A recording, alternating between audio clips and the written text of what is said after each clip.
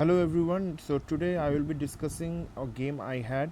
My player name is Raju Time. I had a game with Unholy Sauda, and in this game I reached 1600 rating in Lichess Chess. So let's move on with the game. The game started with PK4, that is E4 from the white, and to that I replied back with e5, an equally challenging move, and then following that he repaired back with in f3, and the game progressed on up step by step. Now over here he went for the queen pawn 2 steps, and to that I replied with the attacking. Why? Because I also wanted the center board. I was looking for the center board. I did not want to lose grip of the center board. That's why I went for that. He also replied back with the knight. He decided to take with the knight because why? Because of this queen continuously guarding this position. That's why he decided to move on with that. Anyway, going back for the game now, following this thing, what was the next move? Well, coming back to this next move, here it is. Just one moment.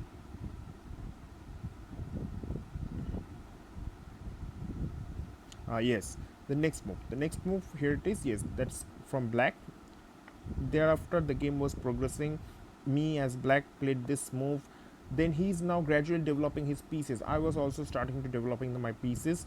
Knight coming, my piece also coming out, his pieces also coming out. Both sides went for the castling. Then I decided to bring out my bishop because I did not want him to take the center board. I could clearly see that he is now starting to have a grip in the center board.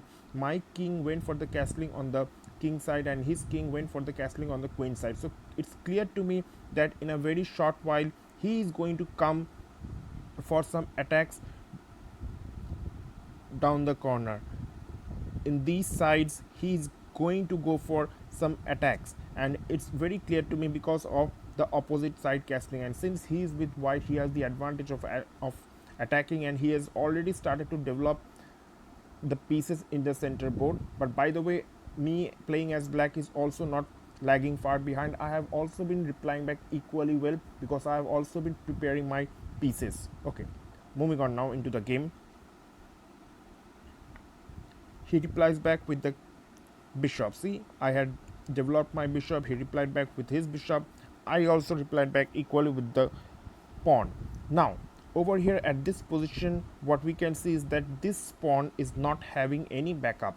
Now the white pieces, if they are clever enough, they will surely be looking forward to take some advantage of this situation. Let's see what they does. They went for the pawn push. Well, once this pawn push is made, there are various moves that I can play. Well, first and foremost, I can surely take it out. And then my opponent might quietly eat it, and then this game might turn out to be a very passive one. Pieces one after the other are eating each other. So what my able opponent did, well, what he did, let's go on with that. He ate this piece. After I had eaten that, he ate that piece. Now what happens is that next move is mine, and I had to look into one thing, and that is this rook is looking into my queen. So I have to defend my queen. So what do? Here it is that I do in the next move. I simply move the queen away, and in this way what I did was that I now defend this pawn of mine, so that the of my opponent's queen cannot take this pawn and dominate this position. So to some extent I have stopped his domination for the time being. Anyway, moving forward, he now tries to develop his rook. His one rook has moved forward. Surely he is thinking of bringing the other rook in line, so that a dangerous attack of two rooks on the same file, that is on the d file, that open d file, can be started. Well, let's move on with the game now. What happens now? Surely me as black have understood this thing, so I am definitely not going to stay totally quiet on that. So what I did now in this position, if we look at this position, this knight over here, this knight over here is now not only attacking the bishop, but he's also taking care of the queen. So their white pieces are now disturbed, so they have to decide what they want to do at this moment. So let's see what they does. This is the reply. First and foremost, defending the queen, that's the priority. The This is a very intelligent move. Why? First and foremost, the white queen cannot take this pawn. Why? Because this pawn has been defended by the knight. Not only that, at the same time, this white queen cannot now take the knight. Why? Because this black queen is continuously now defending the black knight at the same time. So what to do? Let's see what white plays. Simply a check. That's the only move at the moment, and surely the king is now going to move to a safe place. And then let's see with the game. Yeah, now this pawn push from white that we see over here is to drive away the knight. The white is also not liking the opponent's piece, that is black pieces, coming into his area. So this is one of the best move that came to the mind of black, because black can clearly see that the white pieces are going for attack. So at this position it is looking to neutralize the pieces, to get rid of pieces, to simplify the game. So obviously white is also now going to take the piece, otherwise he's going to go a piece down. Now black decides to bring the bishop and defend his pawn. See, this lone pawn in this center, has to be continuously defended by some strong pieces from black. So this is one sort of a disadvantage, but till now white has not been able to take any advantage of this weakness within black.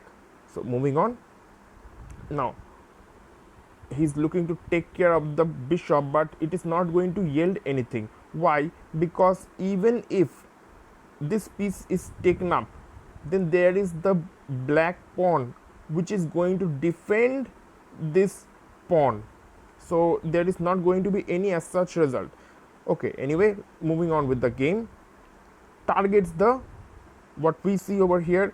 Now the target is upon the queen.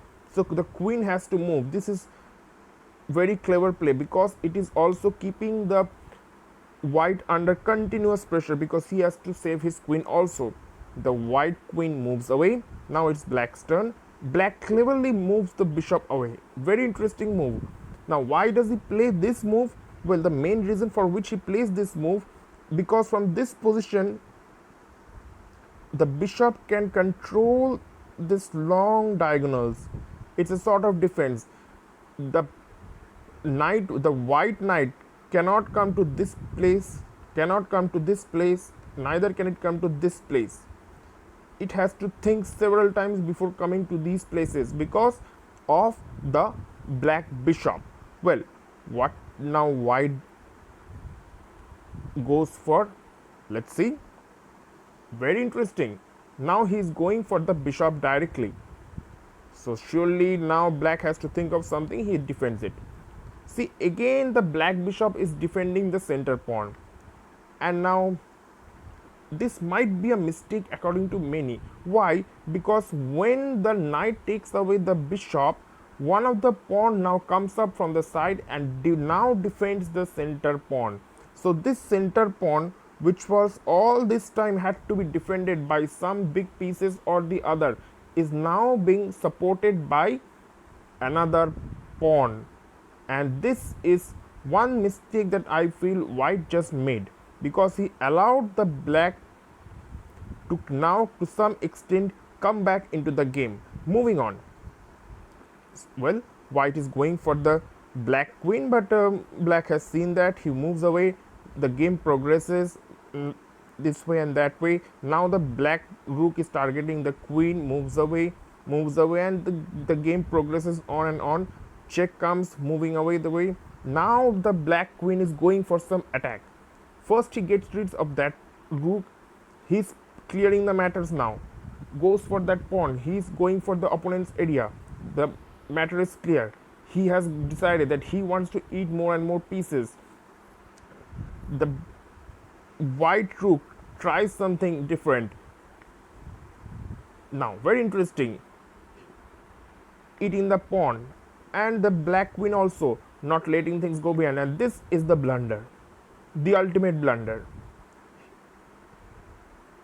The next move can seal the game, and black did not miss the move, and that's it. Overall we can say that was the game, and ultimately due to some mistakes, white, although had the initiative, had to lose the game. Anyway, thank you everyone for listening.